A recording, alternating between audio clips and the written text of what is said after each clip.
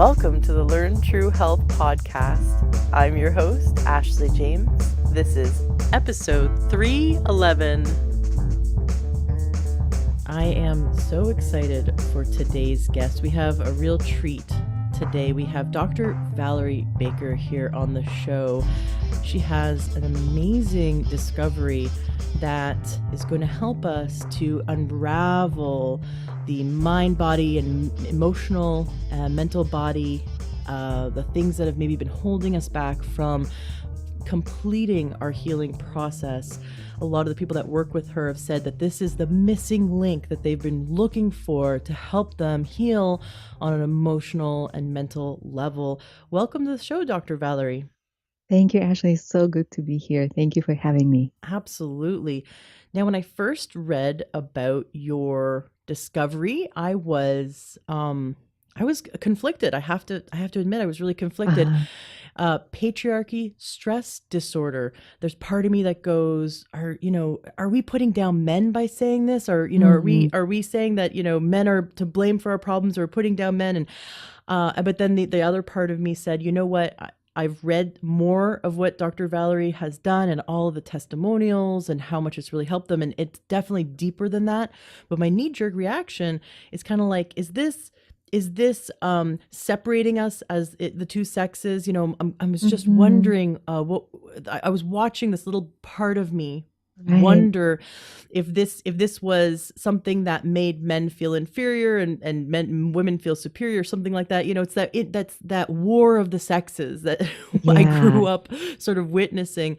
And I know that's not what you do, but I wanted to pre-frame that for all listeners, because we actually have wonderful male listeners, and I believe that everyone can benefit from listening to you and learning from you.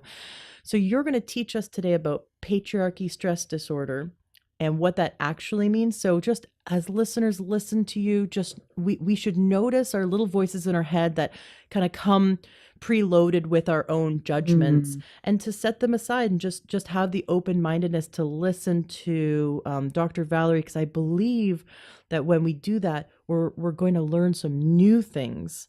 And but when we let our little inner talk run the show, we may shut down and not take in the new information. So I noticed that in myself, and I just wanted to say that I'm keeping an open mind because I really want to learn from you today. Before we get into what patriarchy stress disorder is and how learning about it and your tools can really help us heal, I'd love to hear your story. What led you to these discoveries? What happened in your life that made you want to become a doctor, a psychologist, an author, and a speaker, and a healer to help people around the world? Oh, thank you so much, Ashley. And I so appreciate your candor in speaking to this voice that comes preloaded. And I just want to speak to that before I share my story for a moment. Part of that preloadedness is how PSD operates. And I'll talk more about this later on. But I want to say to men and women in the audience and people who are of non-binary sexual identity, that it applies to everyone, but manifests differently.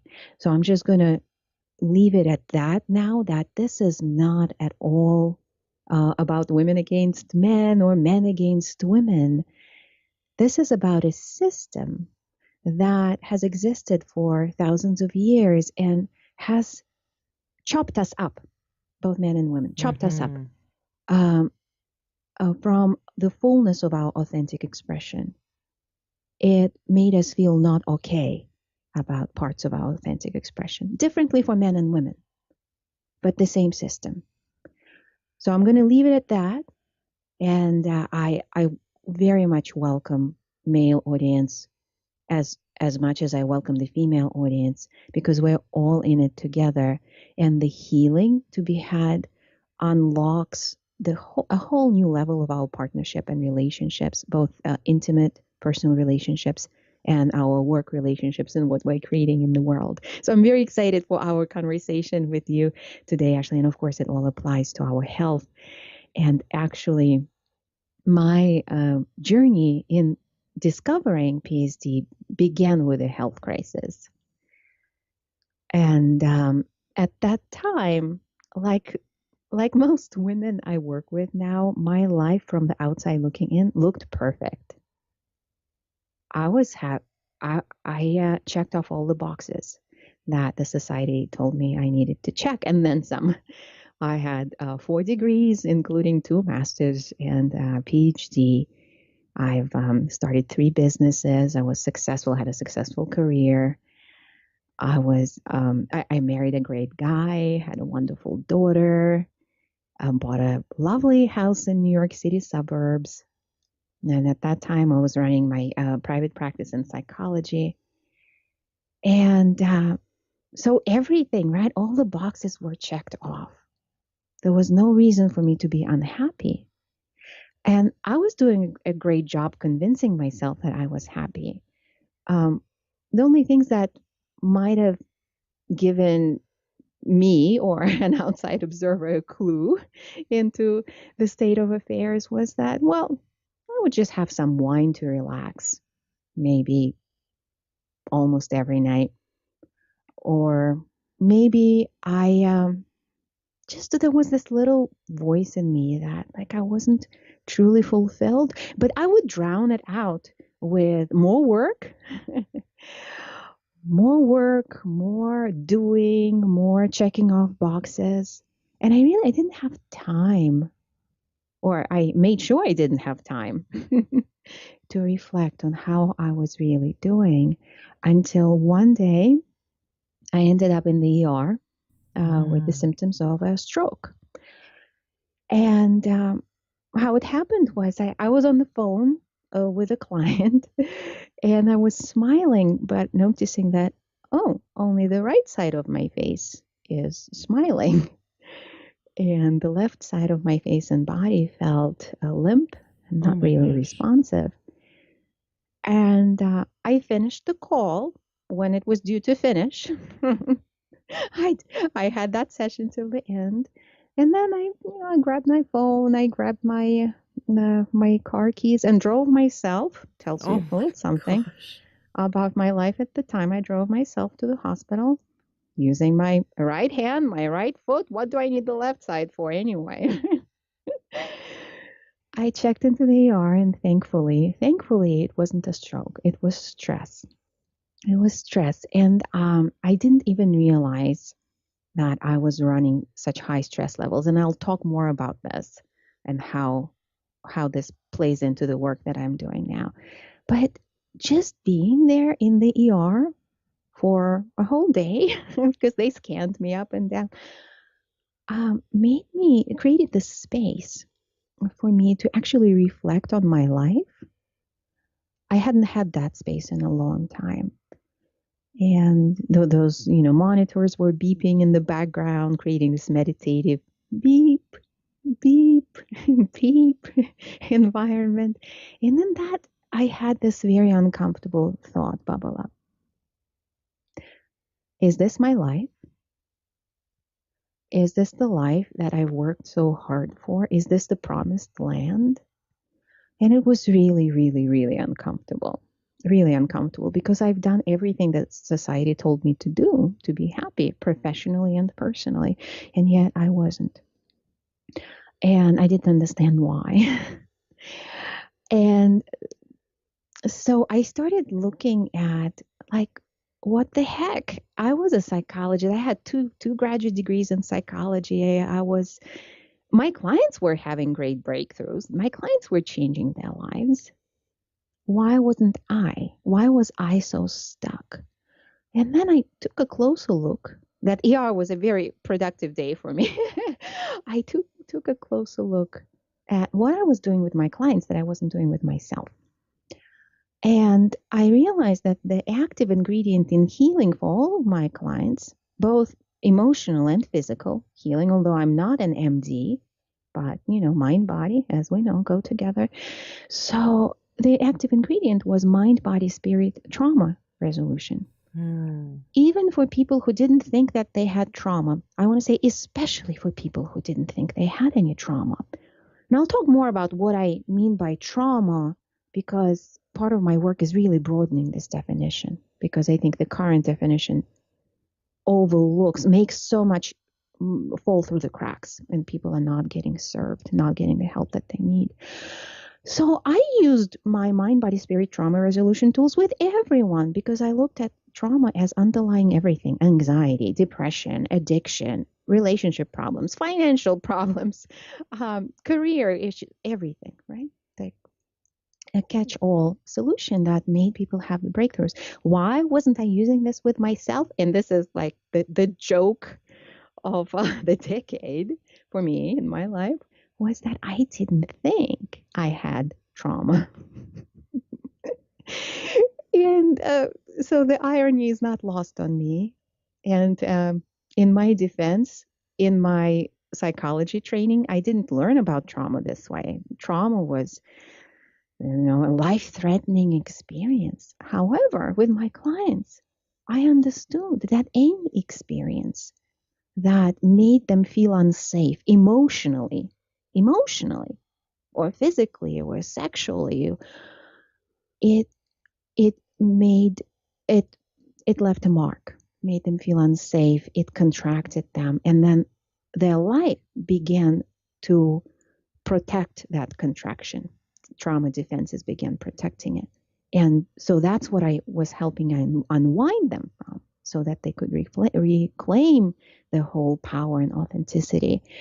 And in my own life, of course, the shoemaker with without shoes, I wasn't seeing that. But once I saw it and I started using mind, body, spirit resolution tools, I started seeing big shifts. And that's when this light bulb moment came in about the trauma that we all share, all women share, men as well, but differently.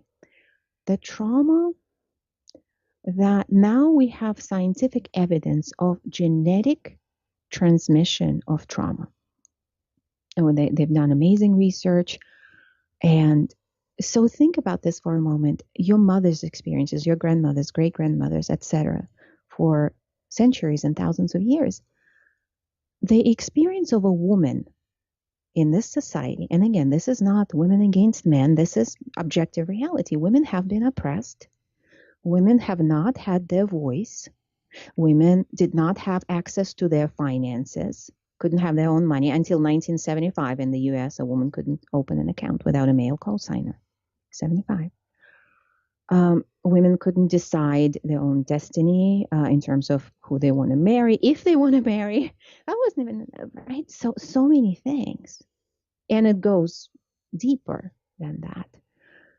And if we accept that being oppressed is traumatic, if those experiences are traumatic, and we know now that trauma is transmitted genetically, then we can see that all of us are born with this information in our DNA, the information that it's not safe for a woman in this world, that we need to create some adaptations. And those adaptations have been passed down to us, what it means to be a good mother, a good wife, a good woman. They're there. The instructions are already there. These instructions make us hold back from being in our true power in so many ways, and it affects our health, and we'll dive deeper into that, affects our wealth, relationships, everything. And so I realized that this is one type of trauma that I started calling patriarchy stress disorder that affects us all. It doesn't discriminate, it affects us all. And to me, this realization was very empowering, because for the first time I realized that there was nothing wrong with me. And I suffered from depression, anxiety. You asked me about how I got on this path of psychology in the first place, to heal myself, right? And therapy was not doing it for me. Self-help books were not doing that for me. And they all made me feel like I needed to fix myself. And understanding that there's nothing to fix, there is something to heal, was hugely liberating. And bringing the tools of mind, body, spirit trauma resolution in the service of this discovery has transformed my life. And now I talk about this topic, and I work in this in the service of this healing with women. And we have conversations on my podcast, Her Success Radio, And the first question I often ask women is, when you first heard patriarchy stress disorder, what did you think about? What did you feel? And a lot of them have this, like you expressed, Ashley, like this, n- um, there's a pull and push toward and against. But a lot of them say, thank goodness somebody put the words to something I've been feeling all my life, but I thought something was wrong with me. And this is a big part of my mission and my company, Her Genius Inc., is in helping women is break out of, I call this the invisible in the prison of PSD that has conditioned us to feel that there's something wrong with us. Understanding that there is nothing wrong, understanding that there are concrete tools that we can use to heal those things that may hold us back. And we can have our lives beyond our wildest dreams. And patriarchal conditioning has conditioned us to dream pretty small. So the bar is set pretty low. But like life beyond what we could have ever imagined, or our mothers or our grandmothers, is possible. And this is the mission behind my work now, creating this whole new, helping women consciously create a whole new reality for their health, their well-being, their relationships, their work in the world. That is so outside the realm of the familiar, what was allowed to women under patriarchy. Not much. And understanding that we are revolutionaries, we are pioneers, we are the first generation, regardless of how old we are, but we in this conversation, in this work right now, the first generation of women who are breaking through these barriers, creating our reality on our own terms, not external barriers as much, although there are some, of course, but internal ones. And in this battle, there is no enemy. It's not women against men. It's us all healing, looking at the truth of the situation deeper, and using the tools to heal. Love it. A few months ago, I saw that Harvard did a review of almost 5,000 workers, and they discovered that initially there was a belief that women just didn't ask for raises as much as men did.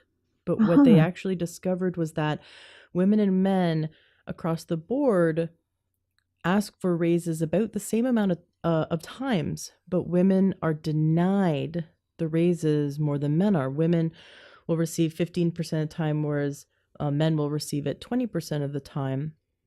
And when they dove in deeper, there was some researchers who wrote a paper in 2010, and they cite it, and I can put this in the show notes. I was really intrigued by this paper in 2010 that highlights that there's this Goldilocks effect that women have to navigate. It's like walking the thin line of a sword. If you are too aggressive as a woman, they'll automatically not give you a raise or a promotion. So if you come in, and if a woman in a workplace thinks they need to act like another man and be aggressive or be a masculine energy, then even if they're just acting the same as their male coworkers in terms of their level of aggression, they're more often not given raises or promotions because they're seen as the B word, quote unquote. Whereas if men are at that, aggressive or, being forward, then they're applauded for their assertiveness. But if women are assertive, it's seen as being a B word. And so they're told to, sit down and be a little girl, good girl, and be quiet. But here's the opposite. If women go in and they're too feminine, in the eyes of their manager, if they're too feminine, then they're also not given the promotion because they're considered weak. And so there's this, we have to essentially figure out how to walk this line between I'm assertive and I'm going to get the job done, but I won't get the job done so well that I'll threaten your masculinity. And it's just this ridiculous, like, why can't we strip away, like you said, the that patriarchal programming, and Mm-hmm. just allow men and women to do the best they can in the job, and not, you know, not apply these stereotypes. And of course, the stereotypes and the bias are in our blind spots. So it's what we're Yeah, bringing out today. But I thought that was really interesting that in the workplace, which is so frustrating because, we need to come home and pay the bills. And so a lot of times we will put up with this kind of treatment because we want to keep our job. there is so much trauma in the workplace. And this is actually my big focus right now in my work, offering these trainings and speaking at corporations, small businesses, medium sized businesses, big businesses, to really help people understand the internal workings of the trauma that we all have, men and women, that create blind spots, that create biases, and that create that just mess everything up. They mess up our communication. And what you were talking about, it is just one and great example of how stressful it is for a woman. There are so many stressors. Apart from the trauma that we've inherited, there are so many stressors of being a woman in a patriarchal world. We have to police ourselves all the time. We are being policed all the time. Too old, too young, too much makeup, not enough makeup.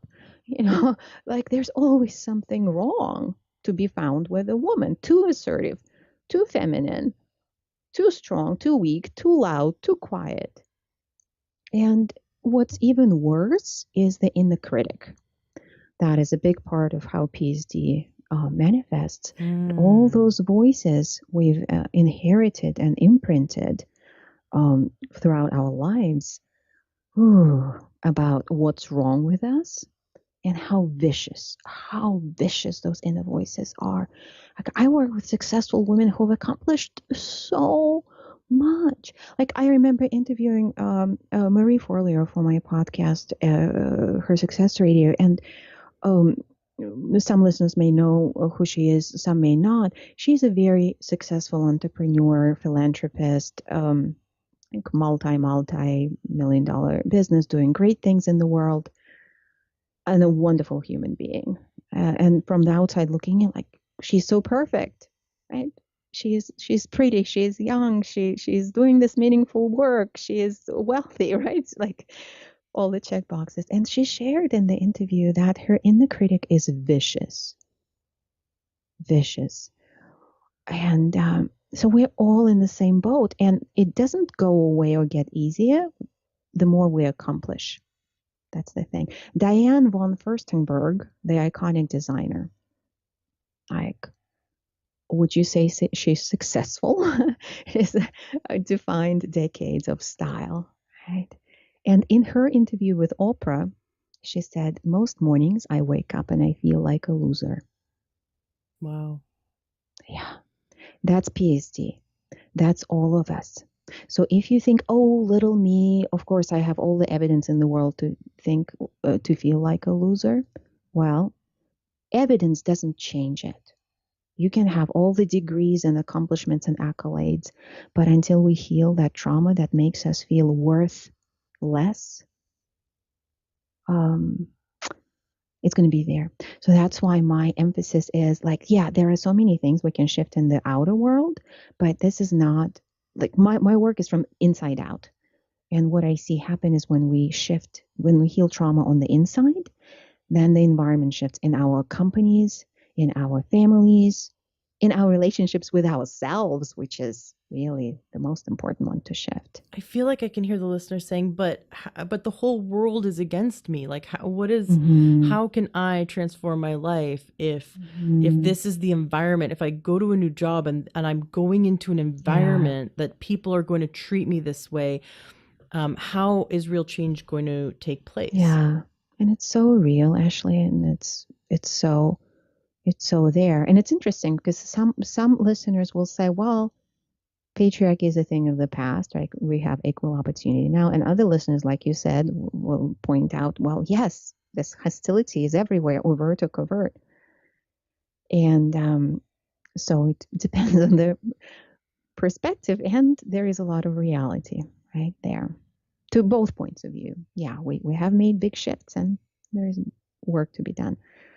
When we shift internally and we gain this inner freedom, I can give you concrete examples of what happens. Like I'm thinking of my client. I'm going to call her Kate, not her real name, to respect her privacy. And I'm smiling when I think about her. A very talented, beautiful woman who was working at this job where she was just treated consistently badly, like nothing out of this world. But you know how we settle, right? We adapt and we settle. We settle for things. We're like, oh, it's not so bad.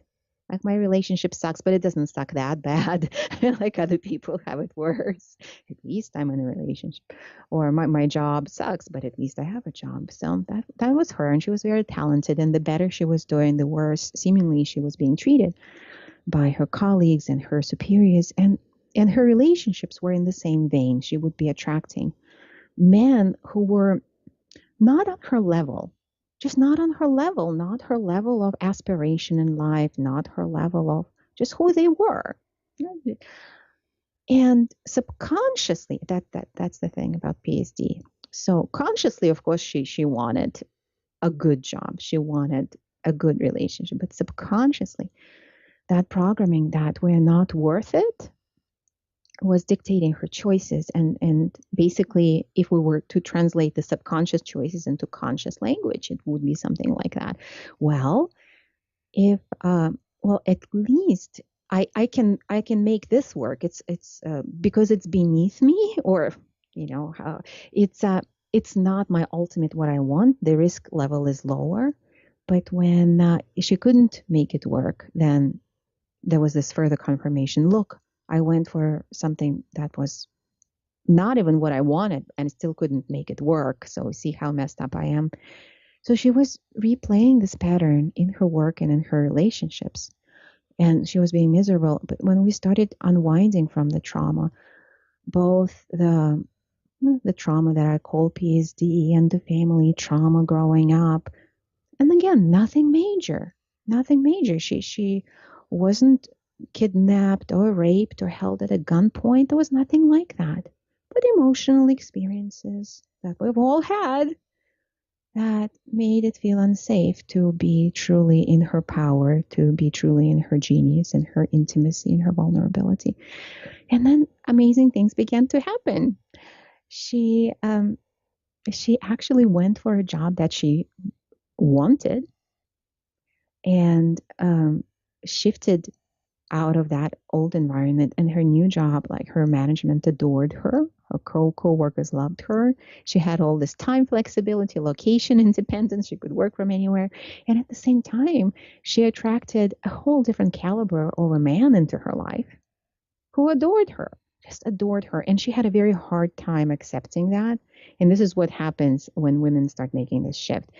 There are some inner parts that still want to sabotage it. Because to conform and confirm that old story of worthlessness.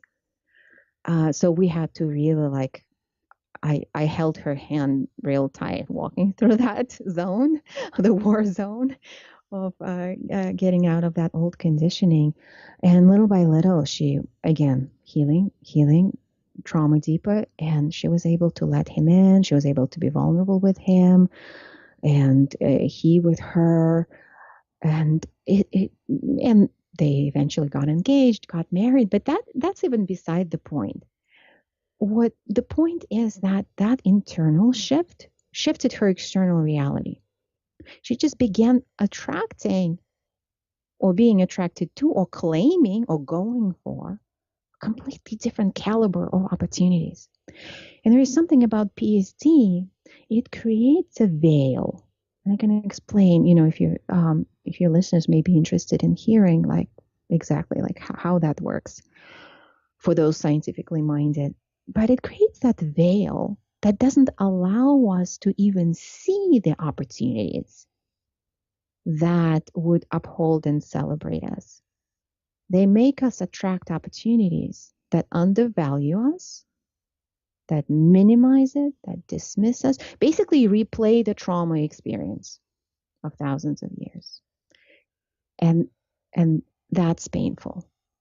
And we deserve better.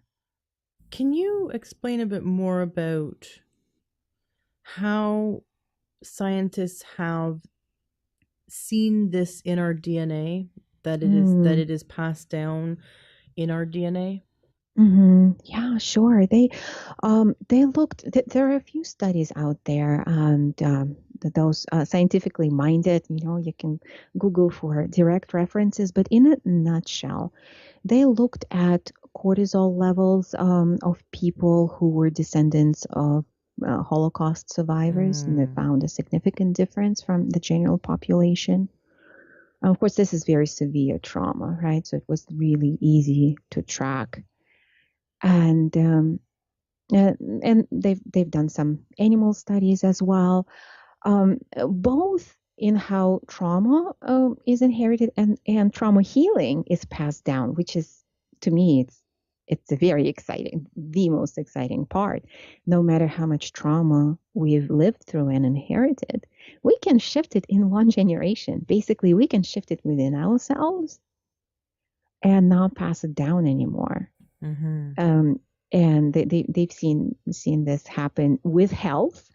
They've done these experiments with rats who were they bred rats to be obese, and then they separated out this big group of rats into two, and one group was on the healthy lifestyle program where they were exercising and eating healthy, and the other group didn't exercise and ate the same way as the previous generation did. And then they had babies, and the babies of the healthy lifestyle group, although the healthy lifestyle group was still, they were genetically bred to be obese, but those genes did not express in the subsequent generation. Their babies were healthy. They were healthy. They loved healthy food. They loved movement. And they were probably happy, although I don't know how you would measure that. So there's hope. There's hope, and we could change at any time. There's no hopelessness. I'm saying that because if we start changing now, the future generations have that shift in them. So we need to start now, and the only place we have the ability to make a change is our own personal responsibility. So we need, like you're saying, we need to do the inner work and keep doing the inner work so that we can shift our bias, so that we can shift how we talk and treat ourselves, talk to ourselves and treat ourselves, talk to others and treat others. We're going to shift how we experience the world by shifting internally, but then we'll also, as a collective, start shifting this conversation, and we can heal the genetics. Absolutely. And for those who already have children, or grandchildren, it is never too late. I already had my daughter when I started this in-depth work. Well, I guess I have been on this path, but I took a much deeper dive when I was already a mom. And that was my big motivation, because my daughter deserved to be raised by a mother who was fully alive, as fully as I'm capable of being. And this trauma work actually helps me to, by the day, Ashley, I keep doing this every day, and every day there's a deeper layer of trauma to be healed. Those that I didn't even ever think of experiences, I never ever thought of them as being traumatic, ever. A couple of days ago, I had a spontaneous memory of this, like what it was like for me to be a newborn baby, and what it was like for me to be in my mama's belly. And my mom had severe anxiety, and how it imprinted on me, and how I was already born with this sense of that it's not safe to be here. It's not safe. And then it manifested in my health. I had all kinds of allergies. I was allergic to absolutely everything, absolutely, like food allergies. I was trying to die at every turn when I was a young child, which didn't help my mother's anxiety, which didn't help mine. It was a vicious cycle. And so I dropped into that memory and I released that level of trauma. And it brought me so much closer to my daughter, which just had this like the deeper moment of connection. And it just keeps going and unfolding. And this is a whole new game of how good can it get. I call this game. How good can it get? So I'm my own, I'm in my own lab and I'm my own subject. And I'm exploring how good can it get? Because this is an unprecedented journey. I mean, people have always been wanting to do something better, right? But usually people get on this journey of self-improvement through a crisis, like I did too. But once we're out of the crisis, or maybe no crisis is going on, but we simply want something more, we want something better, and we feel guilty for feeling this way because, oh, my life is good. And we deny ourselves that yearning for something bigger, something better, something more exciting. And I just want to say to our listeners right now, Ashley, please don't stifle that voice. It's your guidance. If you stifle it, your health is going to suffer. Something's going to give. Something's going to awaken you. So please don't wait for a crisis. Start playing the game of how good can it get now. This is if I could say to my younger self in the way that she would actually listen, I don't think she would, but I would try. I love it. You talk about trauma, and of course, my version of trauma seemed more severe, but your version of trauma is that when someone feels unsafe or they say to themselves it's not safe to self-express. Yeah.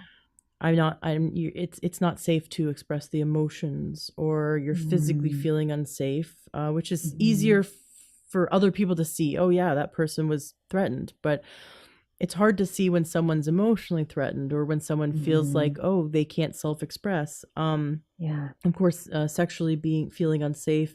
So there's many different versions of feeling unsafe mentally, emotionally, physically, energetically. Sometimes you can just walk into an area and you don't know why, but you're like feeling totally creeped out, like creepy energy.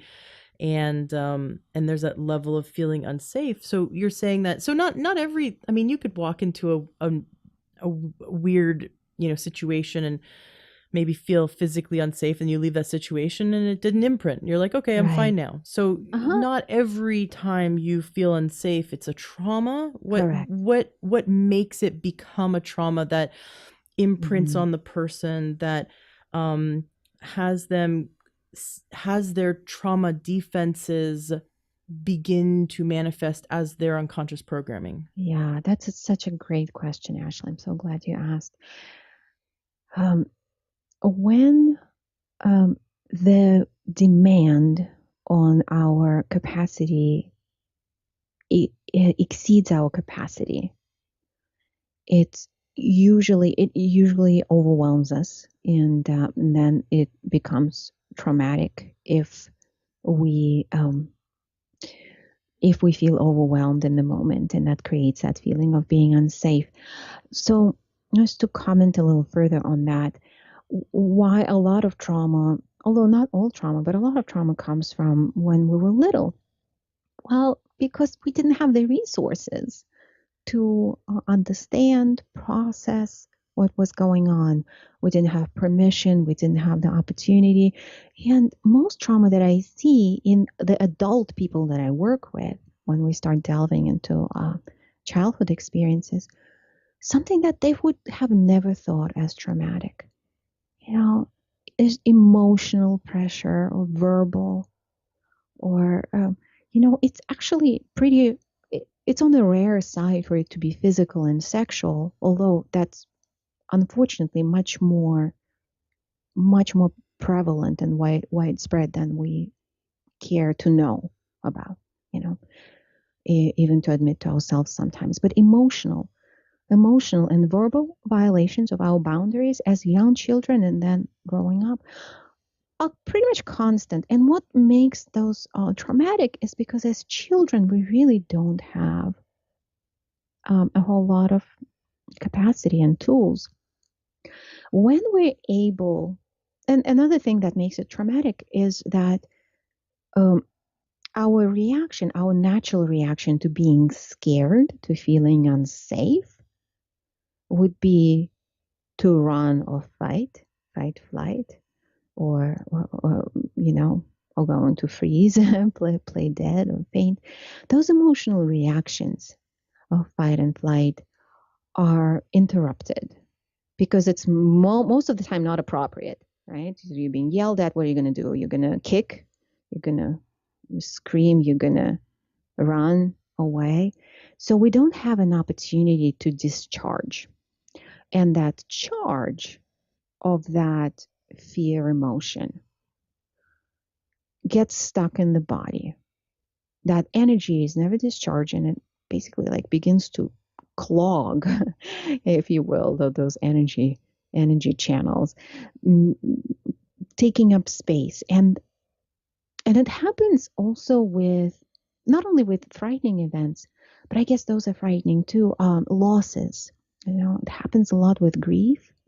I see a lot of adults who have so much unprocessed grief, so much.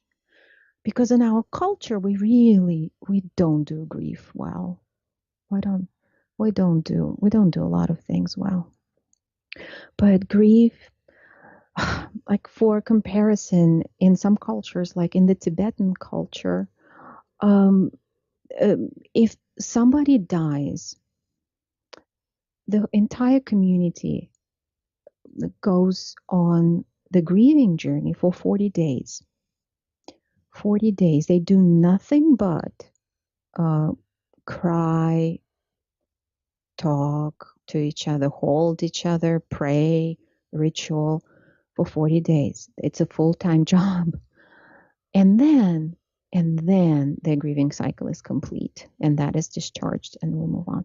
In our culture, when there is a loss, whether it's a person who passed or a different kind of loss, we suck it up. We suck it up, and it's celebrated and it's glorified. Oh, look, this happened and she's fine, he's fine. And we move on. And then years later, we don't have capacity for joy. We don't have capacity for sexual arousal, for pleasure. We don't have capacity for happiness. We're on antidepressants. We are on anti-anxiety meds. We can't sleep, and we take more meds. There's unprocessed trauma there, unprocessed grief, interrupted emotions from earlier on, which we thought we had moved on from. We might have even gone to therapy for years and talked about it. But the problem is, although it can be really, really helpful to talk to another human being and feel supported, there's healing in that. But only talking about these experiences it doesn't touch the physical, biological levels of trauma. It doesn't help us discharge those interrupted emotions. And so they're still there. You made me think back to when my mom died, and people were trying to tell me, get rid of her clothing, get rid of her stuff, like right away. And I held on to her stuff for years. I just left her stuff in her closet, and I'd visit it occasionally, and I could smell her, and that was so good. I could just hug her clothing and sit in her closet, and I could cry. I could, we still had her pillow in her bed, and I could just go lie in her bed and smell her and hug her pillow and cry about it. And I was being shamed and guilted by everyone, family and friends, and no one supported me in keeping her stuff. And everyone was telling me, just get rid of her stuff. It's just, that's what's healthy for you. You need to get rid of it. And I knew that's not what I needed. And there was no support structure for grieving healthfully. And I ended up seeking, because I knew I wanted to grieve healthfully. Something my mom taught me is that, emotional health is so important. So I went to mental health counselors, and they just wanted to talk they wanted to dive in and see if I'd had a, sexual trauma in my past. And I'm like, I told you, I'm not, that's not my issue. I get that some people have that issue. I want to talk about my grief. And they felt uncomfortable addressing my immediate grief. They wanted to go back into my childhood and talk about, sexual trauma, which wasn't there. But it was just frustrating that I sought many people, because and I read many books. I bought like all kinds of books looking for how to grieve healthfully, and I did not find that our current culture creates that space of grieving healthfully. I thought that was really interesting, that it's so missing, that I was so awed for seeing it, because it's like, how was I able to pull myself out of the matrix and see what's missing in it's like the fish that can see water. Yes. Right? How Oh, can we grieve healthfully? How can we give ourselves space to fully process and move through things, and be gentle with ourselves? Oh, Ashley, first of all, I'm so sorry. I'm so sorry for your loss. And I so celebrate your courageous journey, knowing and honoring what felt right to you. You're in the knowing of what was right for you, regardless of all the well-meaning advice, what's quote unquote healthy, and even the mental health counselors' discomfort with being with grief. And it's also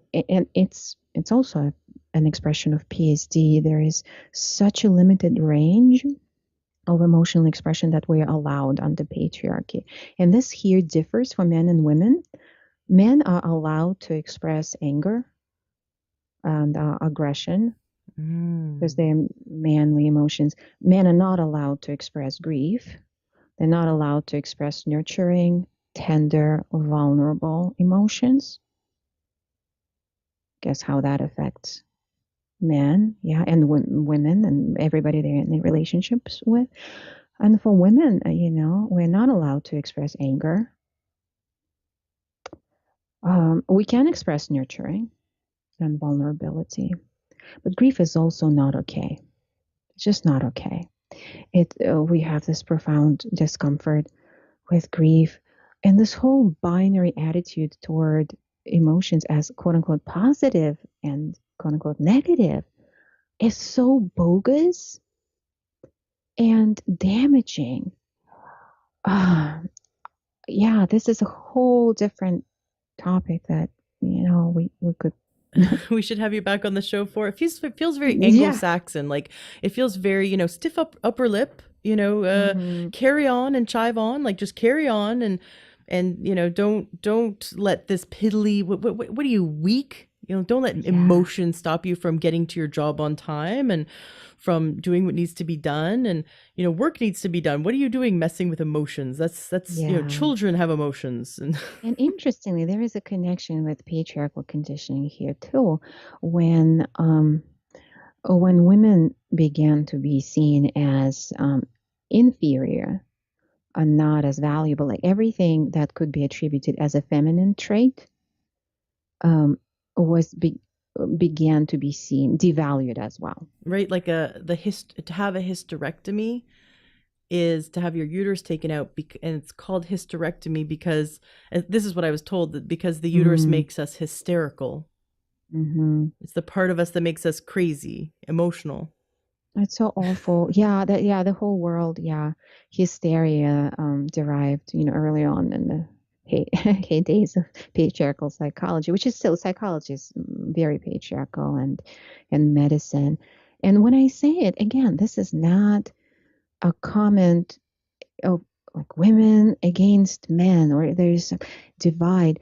Let's understand where this divide of what's seen as okay under patriarchy or valuable, like the intellect is valued, right? And certain masculine attributes are valued. And the feminine are devalued. Our natural expression of anger, frustration, of women having been repressed for centuries and centuries, was dubbed hysterical. And still stands. We can see how it plays out, on TV all the time, like the double standard, right? When men are flying off the handle, it's they're being assertive. And when women show just a little bit of heat in their expression, oh, they're hysterical. It's awful. It's awful. And I like to bring humor into this because otherwise it becomes like too heavy and shift the orientation to from okay, like all these things that still need to shift in the world to, well, how can we heal, knowing what we know, knowing that the deck has been stacked against us culturally for for generations and generations. How can we reclaim our space for true expression of our emotions? How can we start to grieve and support each other in grieving? Like that's when I teach about these materials, I love doing it in groups. You know, when like I have workshops, I bring this work to companies, organizations, I have retreats, because there is power in groups of people who recognize that we're all in the same boat and we've all been keeping the same secrets and we've all been constricted by the same, what I call the invisible in the prison. And there are steps we can take together and celebrate each other and make it welcomed and more than okay, but natural to express our emotions. And then we free up that inner capacity, right? We unblock those channels that had been blocked by unprocessed emotions, be it fear, grief, or anger, or even unprocessed positive emotions. We unblock the channels and we then can be more connected with ourselves, with each other. The inner critic begins to go away. And it's just like everything begins to change. Creativity, productivity increases. Seems to be like, oh, what's the connection? Well, because when we're stuffed up with unprocessed things that we're keeping under lock and key, those doors are locked, nothing flows there. Creativity doesn't flow. Productivity doesn't flow because we're so busy defending subconsciously those materials that don't feel safe. And when we safely process them, oh, wow, Ashley, all I can say is that it's nothing short of miraculous. What I see happen every day, like in my own life and the women and men I work with. But it's kind of, it's even hard to imagine because there are no role models who we see living in this way, like outside of this invisible inner prison, and not playing by those rules internally. Mm-hmm. But when we begin to experience it, it's a domino effect. It starts with something small and then it goes bigger. And it's such, to say it's a game changer, it's an understatement. And the ripple effects in our families and people we work with and the work we're doing in the world is profound. I like that you mentioned even positive emotions that are unprocessed. Yeah.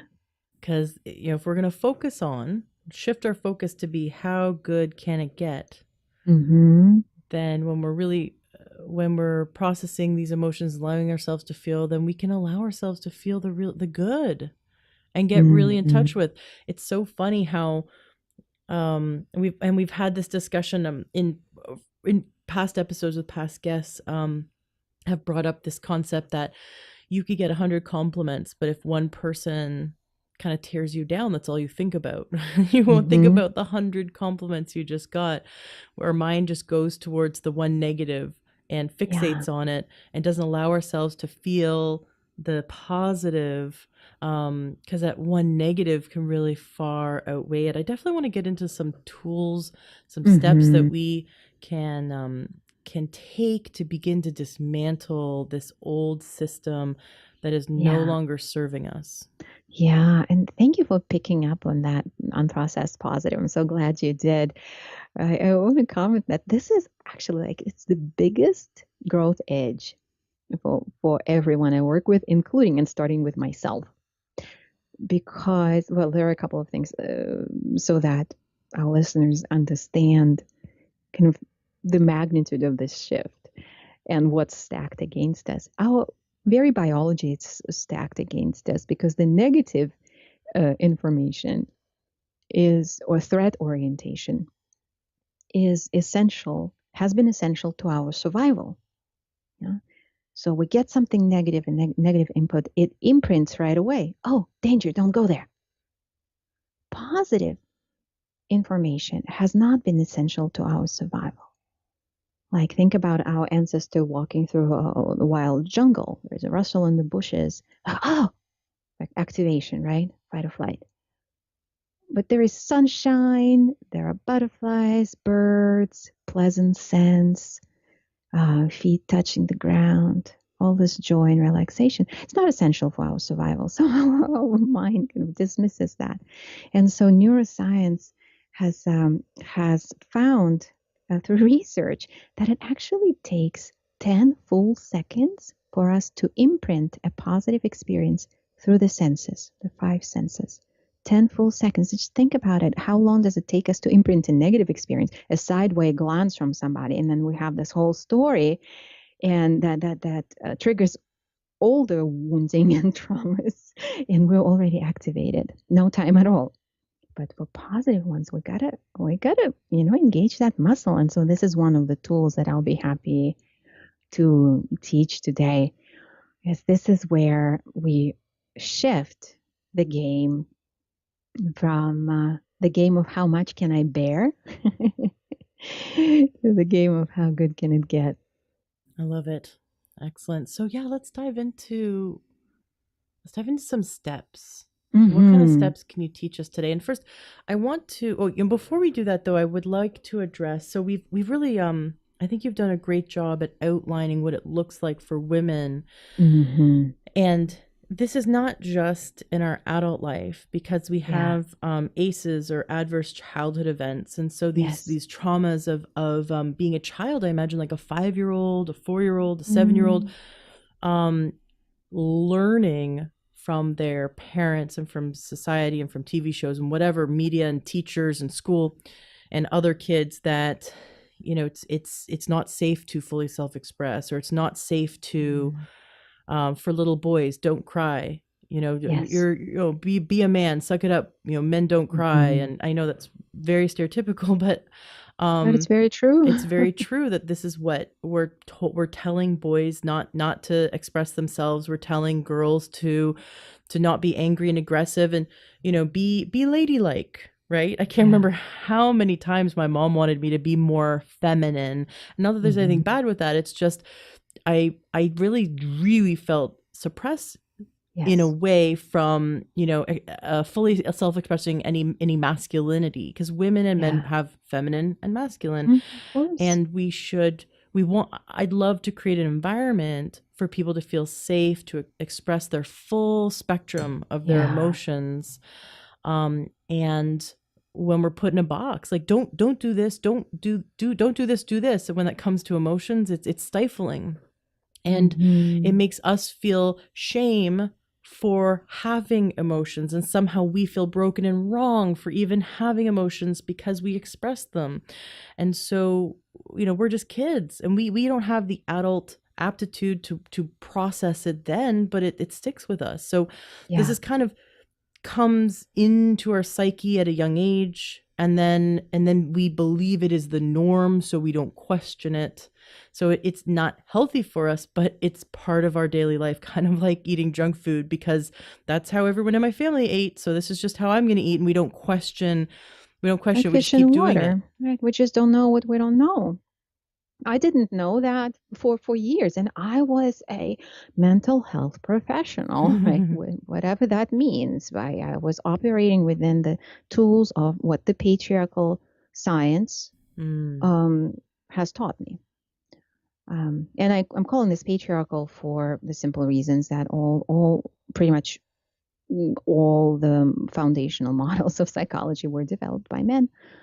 With quite a significant prejudice against women and non-conforming individuals, either from people of color, anybody who's not white, anybody who's not straight, anybody who's not a man.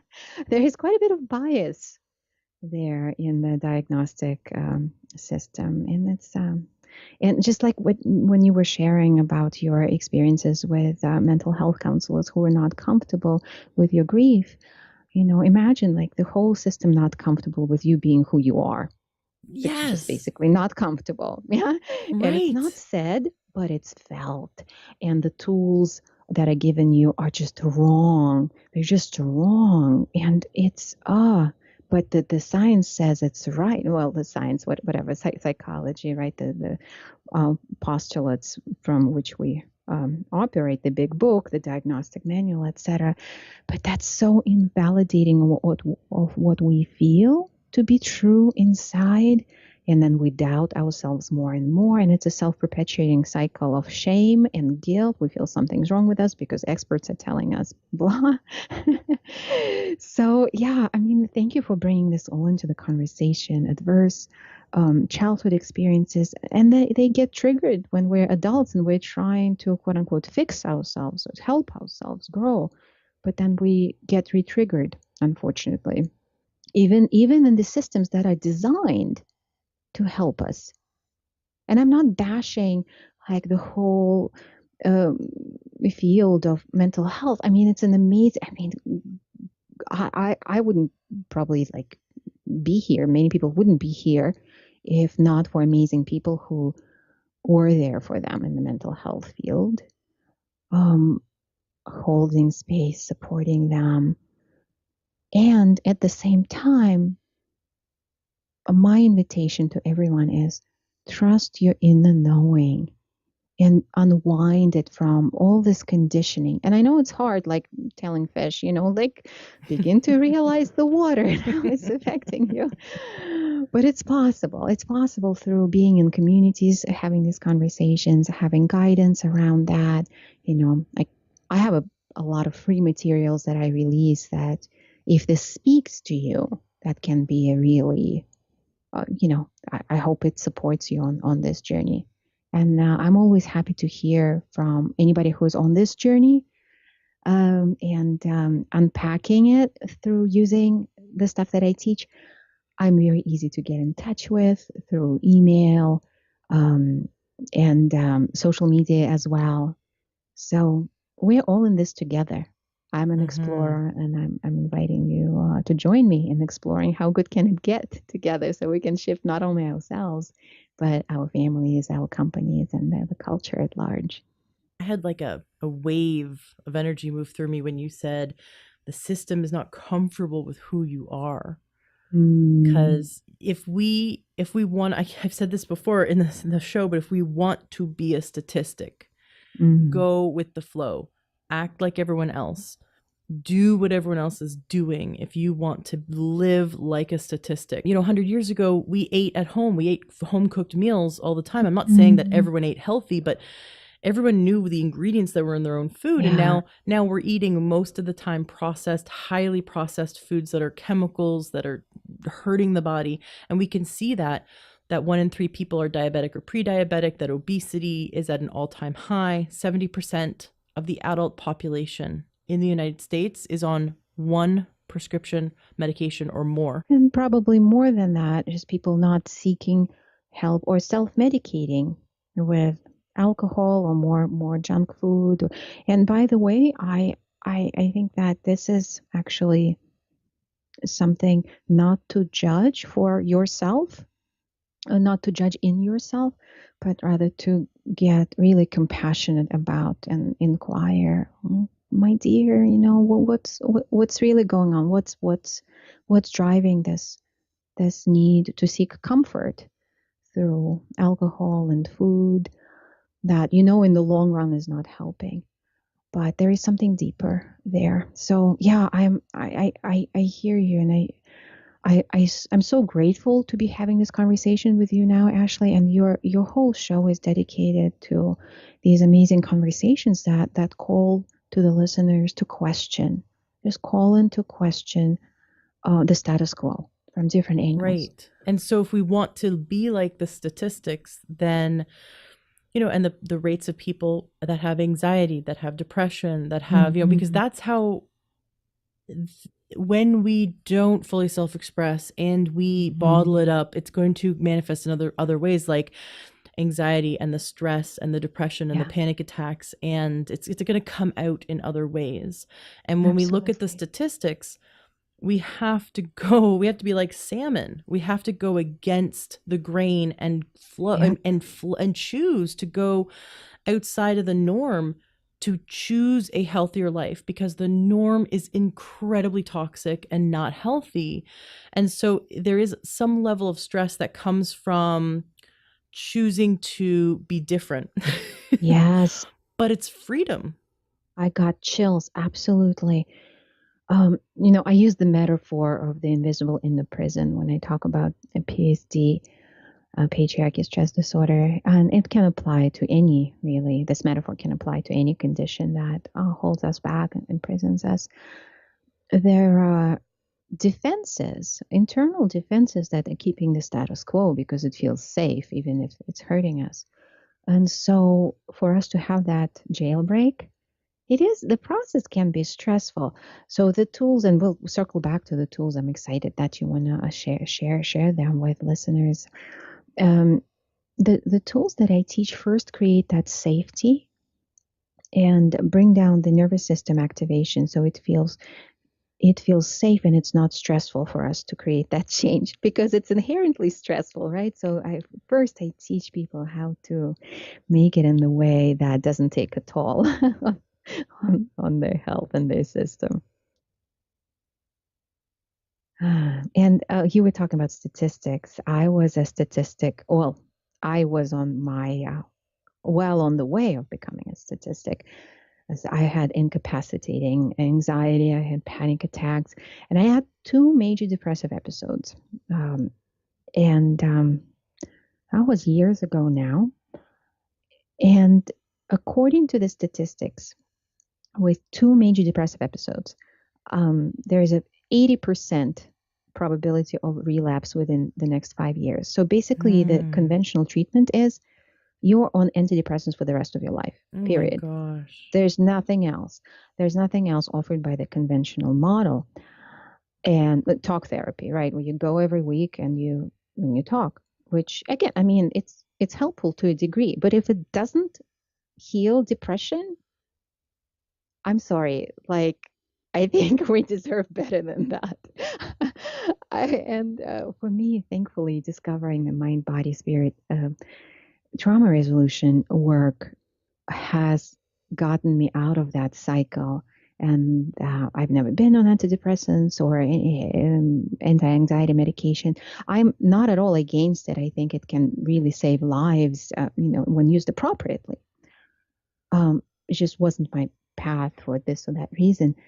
But now it's 15 years later, 15 years since my last episode, and I Congratulations. haven't had a relapse. And I am pretty confident that it's not coming, because I know the inner anatomy of depression so well.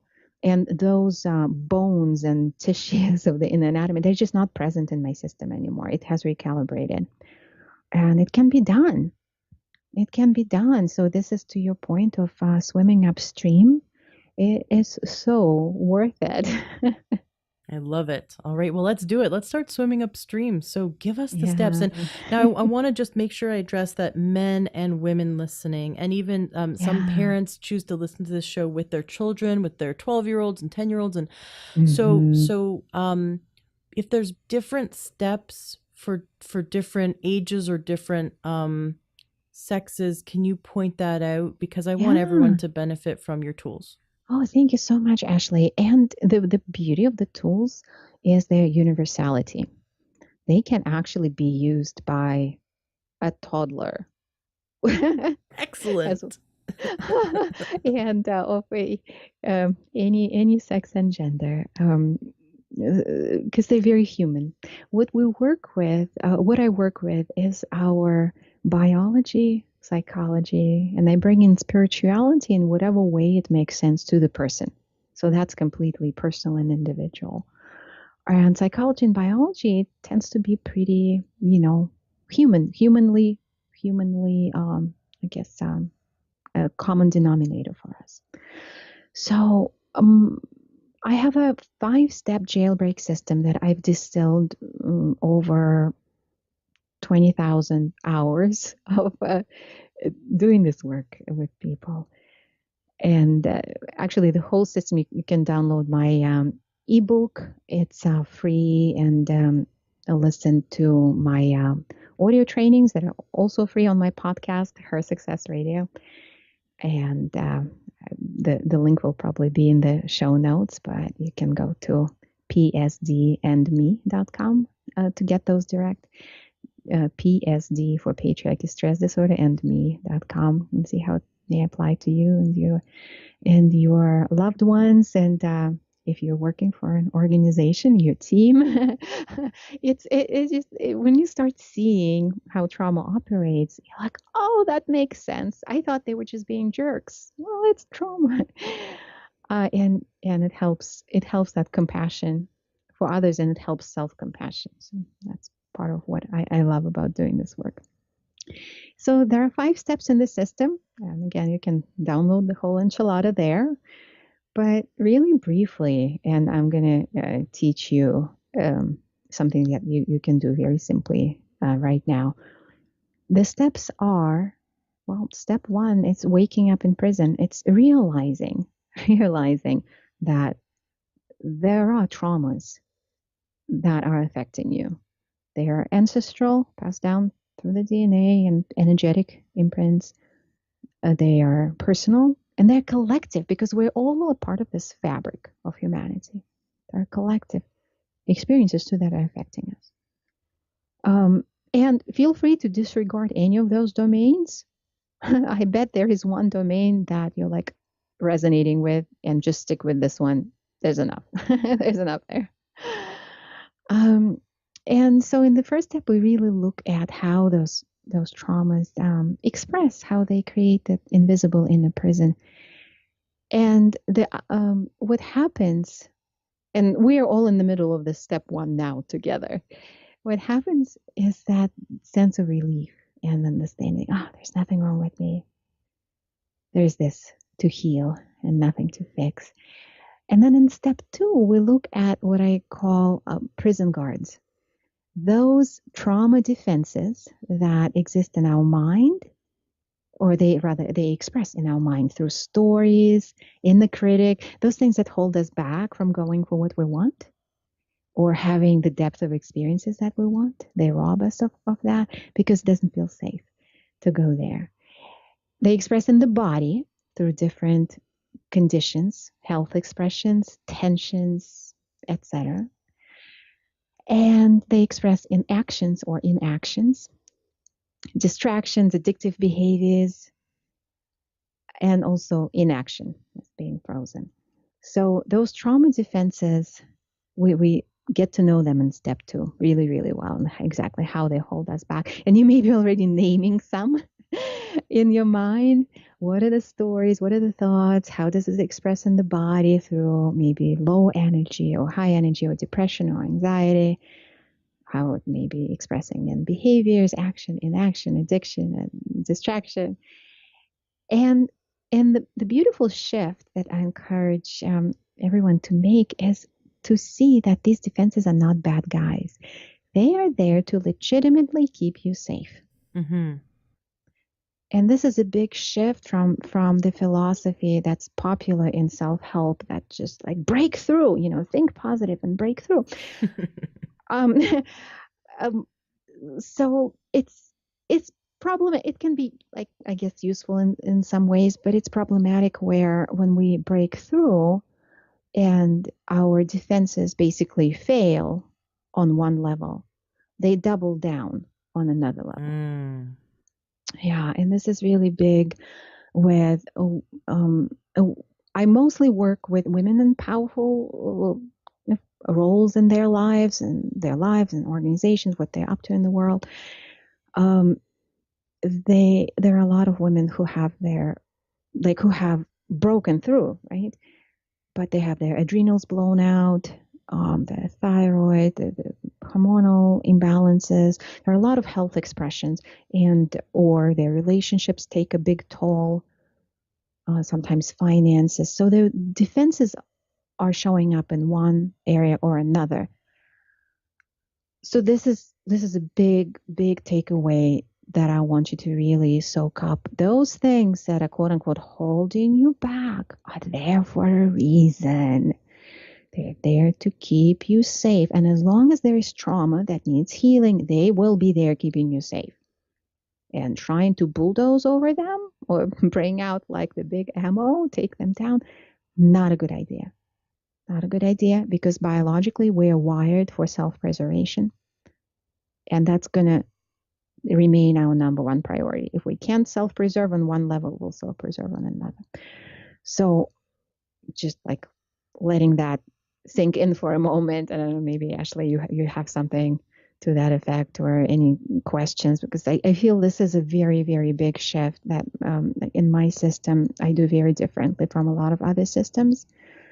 This approach where we understand our defenses, validate them, and then the next step, we actually befriend them. I'll talk more about that later. I do have a question. Do you think this is the root cause of all addiction? Well, because I view things through the specific trauma lens, I'm going to say yes, from my point of view. It's not a whatever would constitute a scientific point of view. All scientific points of view are also biased. So I base it on my years of experience in the field, my personal observations, a lot of reflection.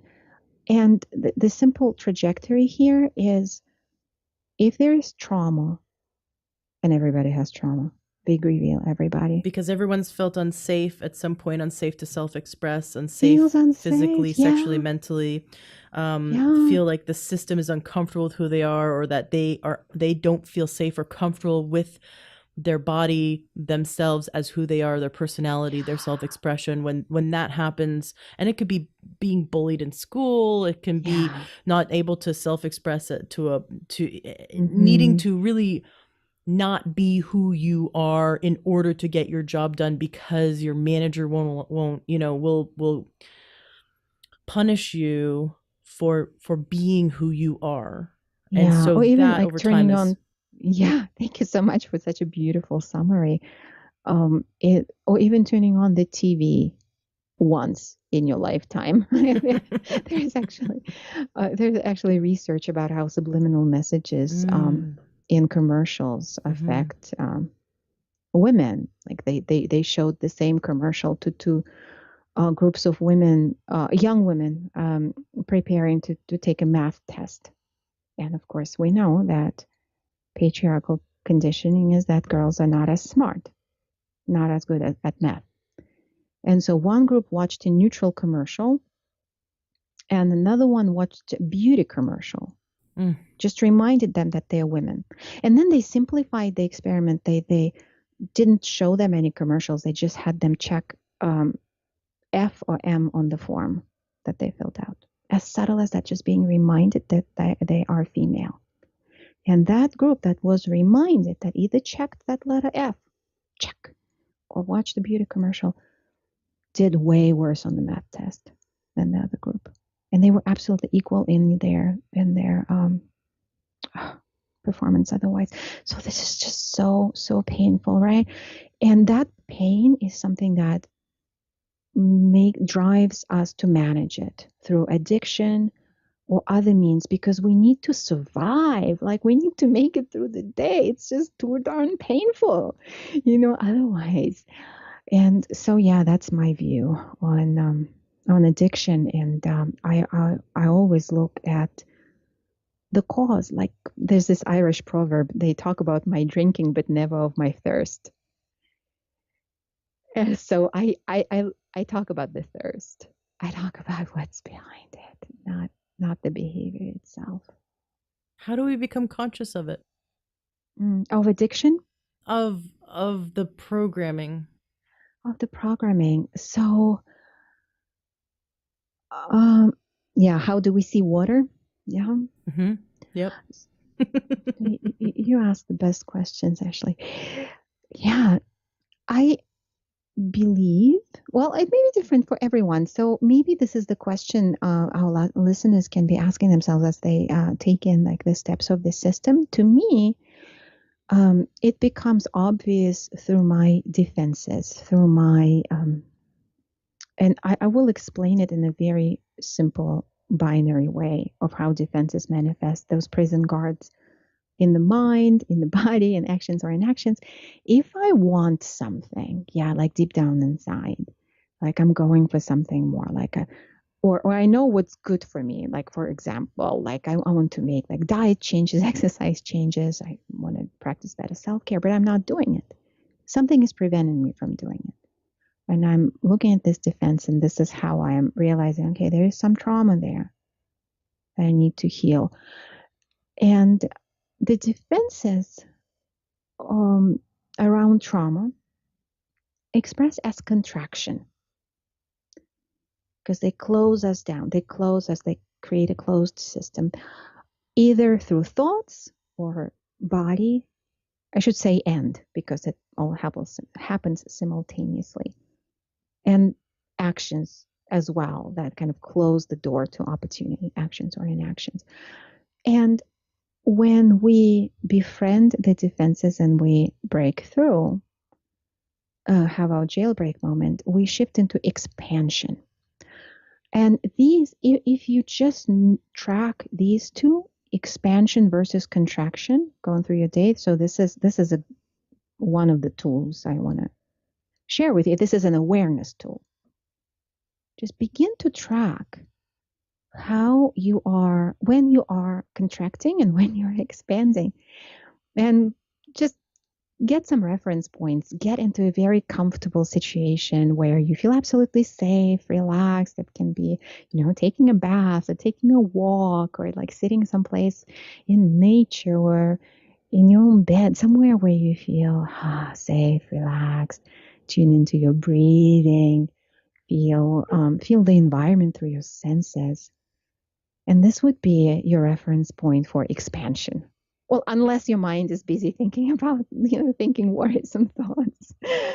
But you'll find your point of expansion for reference.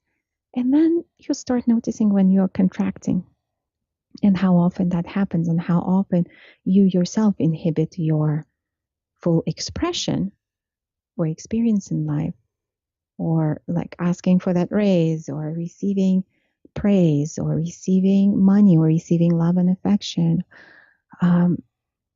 because those defenses are operating. Does that make sense, Ashley? So once we've start recognizing the defenses, how do we then befriend them, Yeah. and why? Yeah, and why we would want to be. So it's because they've ensured our survival. So we want to thank them. We want to notice them, greet them, thank them, and then we bribe them. So think about it. What's the role of prison guards in prison? Basically to make sure that the inmates stay on the inside and don't make trouble, don't cause trouble. So for the defenses, that's their role, to know that we're safe, that we are safe. And I teach tools that create that embodied safety, that recalibrate our nervous system from a state of constant activation that comes with trauma, by the way.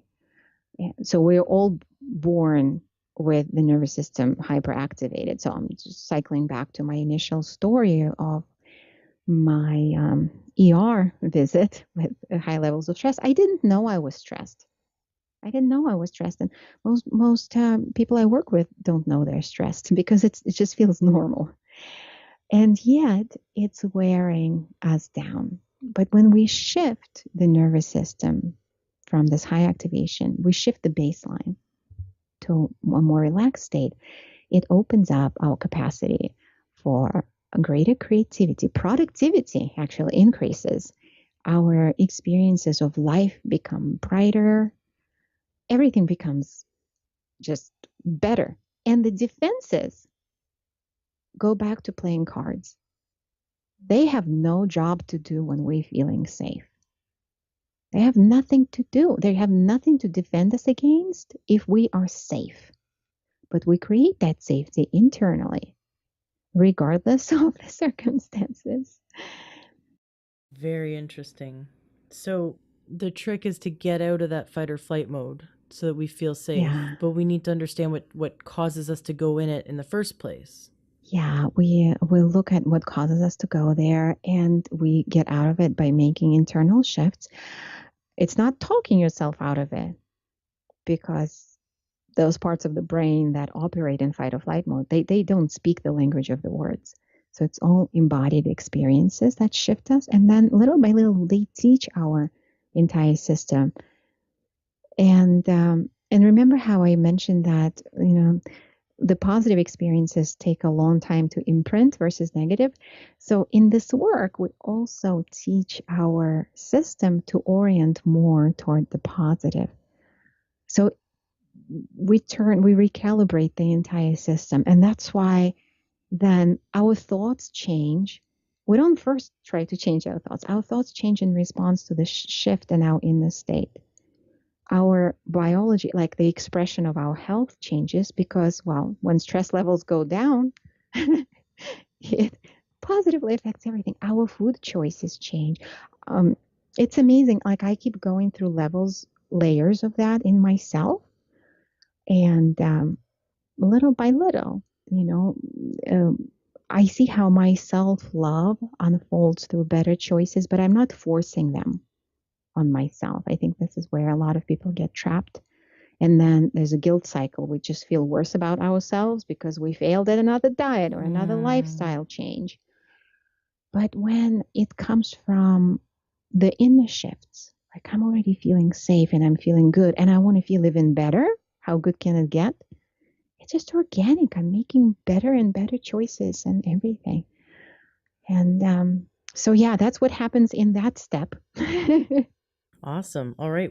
What's next? So once we're calmer, we're feeling safe. The defenses aren't kicking in all the time. What do we do Yeah. next? Yeah. And then we have enough capacity to process those old traumas. And that access to those traumas opens up as we open up capacity. So don't feel like, oh, I'm going to get overwhelmed. No, your system is very wise. It's just going to get you access to what you're capable of processing. So we increase capacity through these mind body tools. And then we open things up with psychological tools and again, mind body spirit tools. And we process the individual, the ancestral, the collective, the whole enchilada at the pace that it becomes available. So it's easy. It's still work, but it's easy, it's pleasant. So I call this stage digging the tunnel to freedom. We dig the tunnel, we go deeper. And then in the last step, we emerge on the outside. I call this savoring freedom. And that freedom is an interesting beast. The freedom is an interesting beast because it's uncharted territory, actually.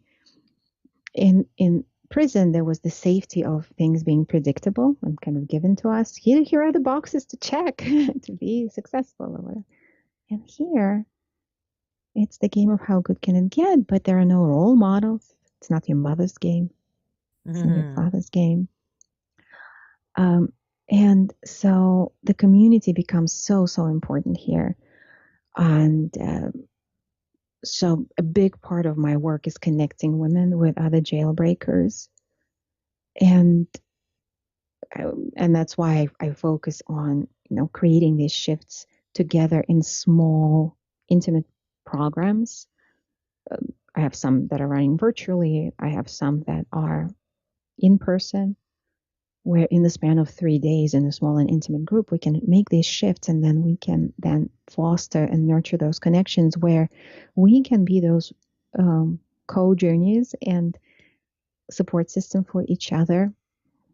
Because what happens on the outside is we encounter pleasure police.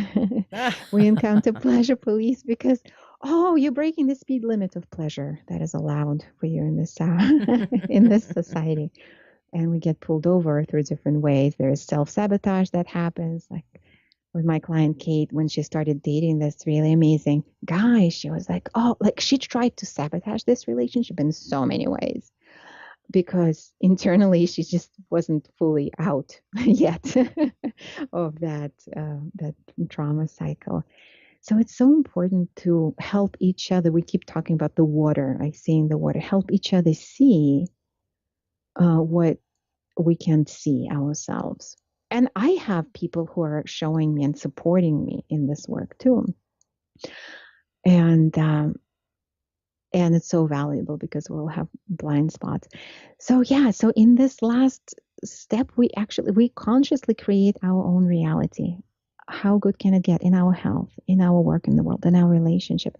And I usually start this work with working with women, or at least at this point, and then they step in their leadership with their partners and in their families and in their teams, where it just becomes so contagious because they're feeling so good on the inside. They learn how to change their environment, not from a place of frustration, like, this is wrong, let's fix it, like giving self-help books to their partners, like like I did once upon a time. But it comes through this invitation, seduction, I want to say, right, into this possibility of, we can have greater intimacy. We can, create more abundance. We can have more joy in our work, create bigger, better, and more amazing things. And then those involved also get on this 5-step jailbreak journey, where the tools are pretty, the tools are not hard.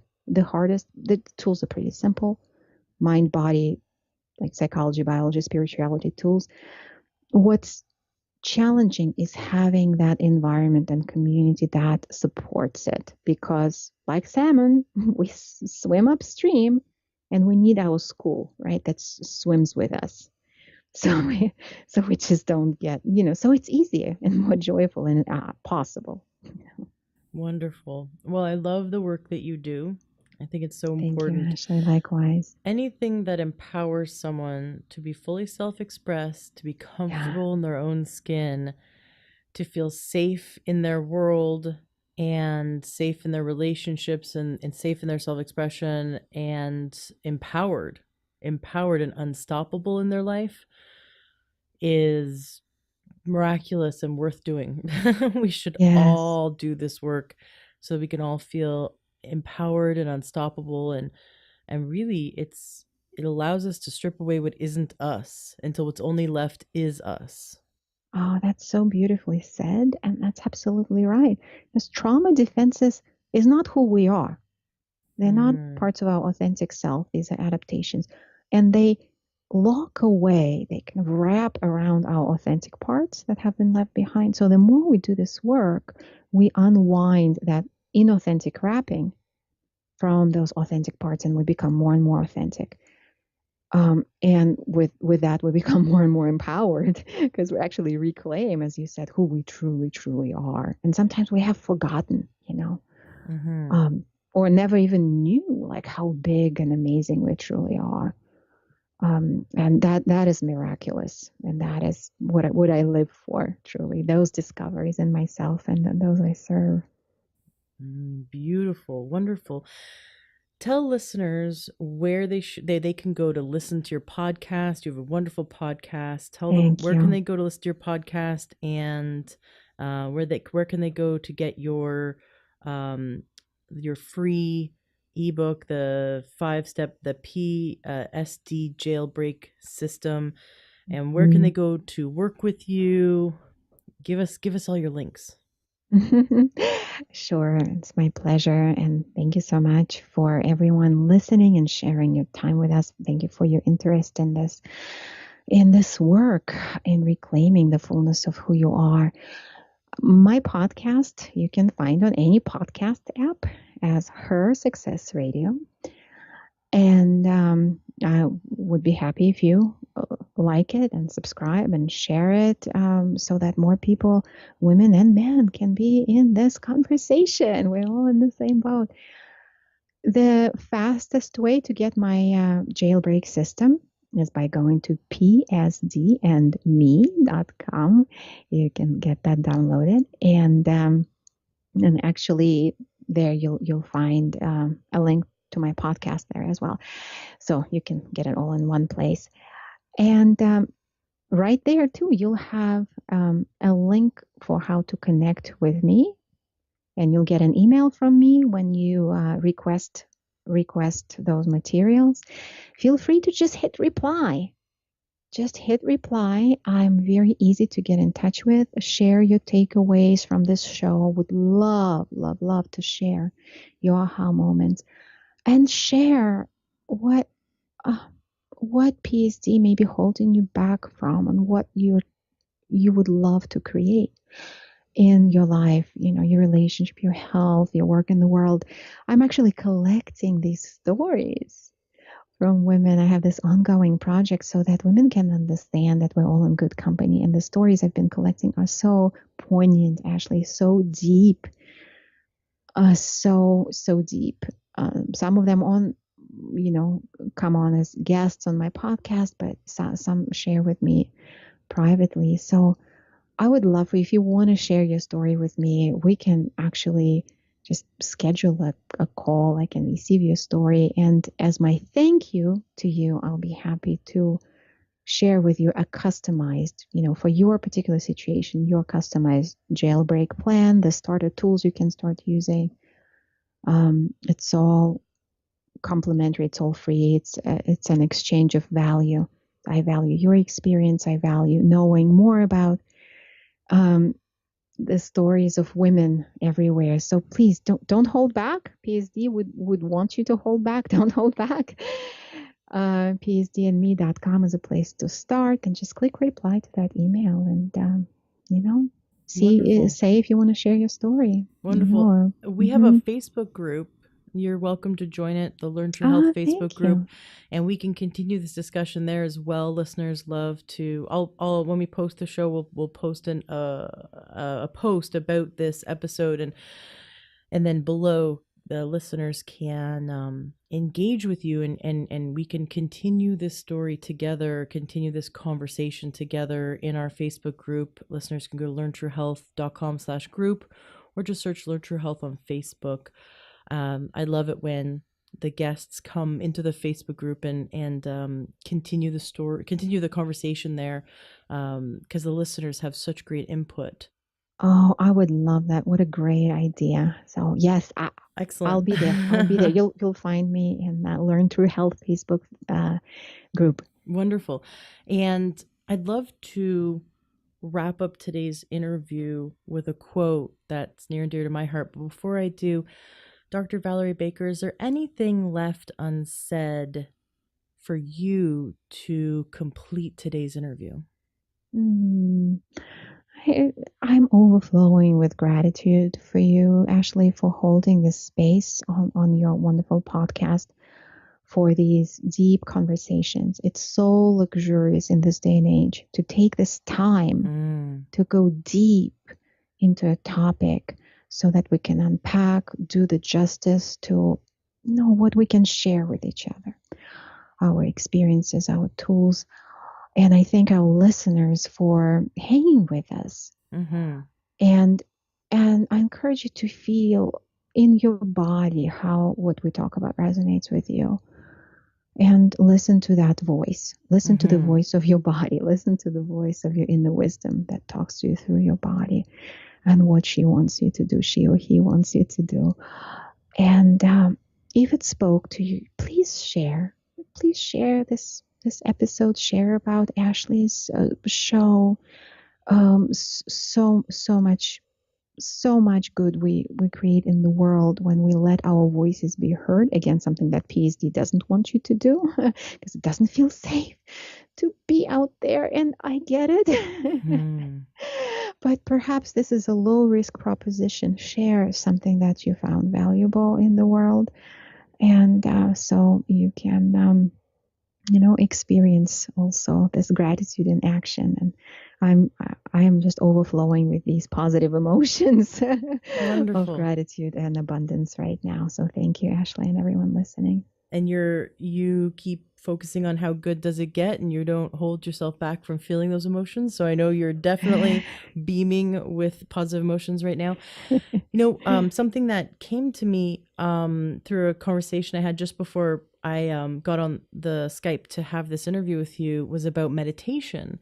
And that meditation is so important when we dive into doing this work, because it's like almost like a mental detox. It allows us to quiet the mind enough to actually start to see the things you pointed out in these steps. Like you pointed out, when we start to see the defenses and we start to hear those the programming.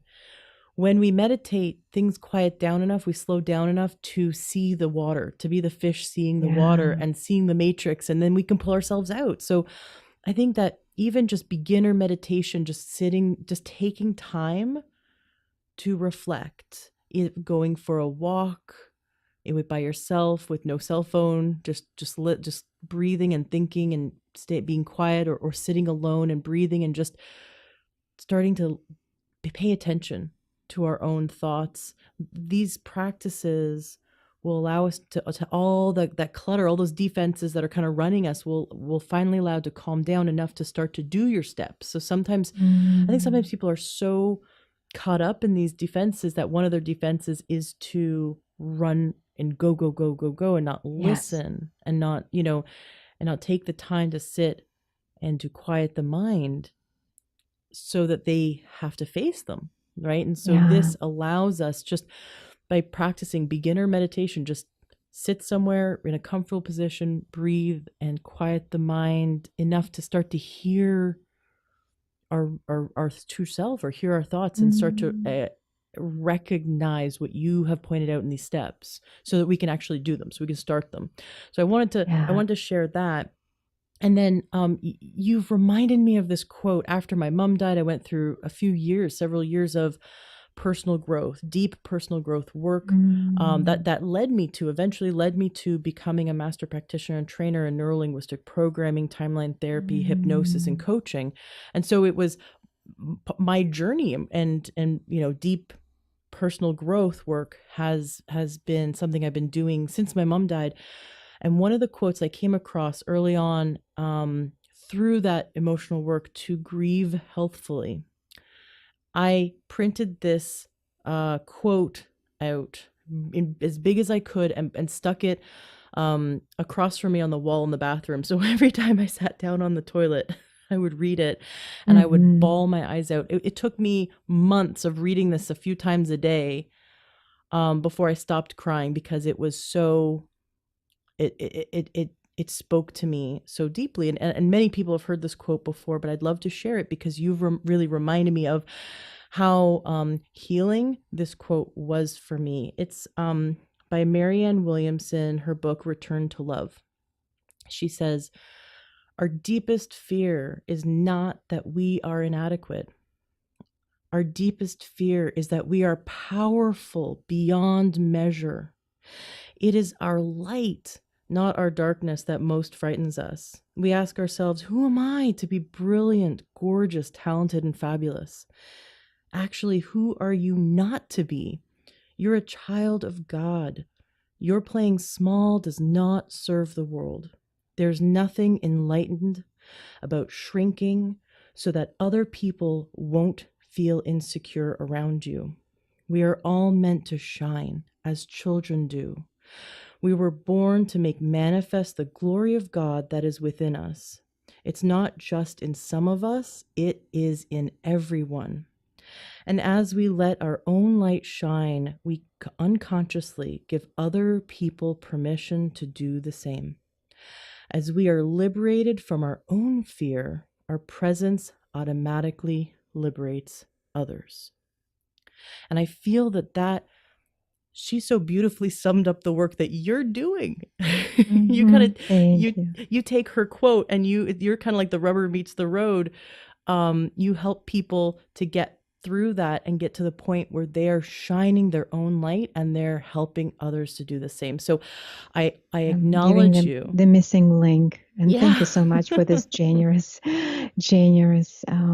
weaving in my work with Marianne's. And she is walking her talk. She is running for president. Wow, I did not know that. Thank you so much for being that light for us, for being that example for us, showing us that there is a way that we can live a life where we get to ask ourselves, how good can it get? It's been a pleasure having you on the show today, and I'm looking forward to continuing this conversation in the Facebook group with all the listeners and with you. So thank you for coming on the show. Thank you, Ashley, for having me. It was such a delight. And I'll see everybody who shows up in Ashley's Facebook group. I'm excited to continue the conversation there. Hello, true health seeker. Have you ever thought about becoming a health coach?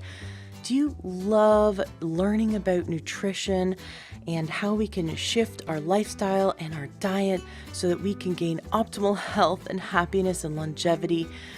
Do you love helping your friends and family to solve their health problems and to figure out what they can do to eat healthier?